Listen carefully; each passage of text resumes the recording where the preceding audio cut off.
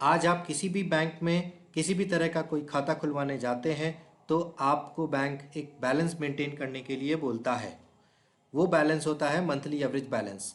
ये current account में भी हो सकता है और सेविंग्स अकाउंट में भी हो सकता है। तो ये मंथली एवरेज बैलेंस क्या होता है, इसको कैसे कैलकुलेट करते हैं, आइए समझते हैं। मंथली एवरेज बैलेंस को कैलकुलेट करने का जो फॉर्मूला है वो है sum of the EOD balances for the month divided by number of days in the month.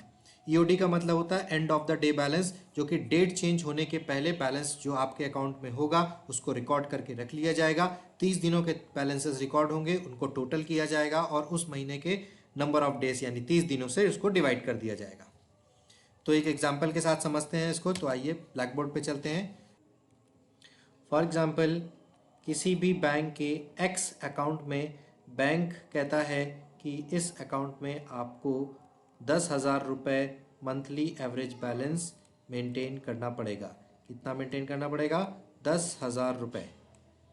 तो इसको हम 3 दिन के एग्जाम्पल के साथ समझते हैं। इसको कैसे कैलकुलेट करेंगे। लेट्स से कि डे 1 में कस्टमर के अकाउंट में वो 10,000 रुपये थे।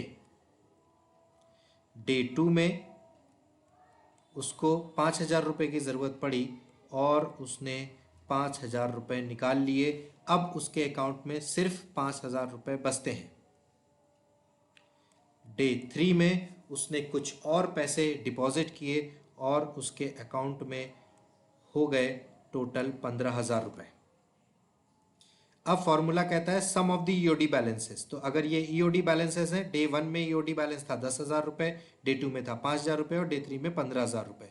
तो अगर हम फॉर्मूले में रखें इसको तो इसका जो टोटल होता है वो होता है 30,000 रुपये। और हमारे पास टोटल दिन कितने हैं? 3। तो अगर हम इसको डिवाइड करते हैं तो हमारा मंथली एवरेज बैलेंस आ जाता है 10,000 रुपये।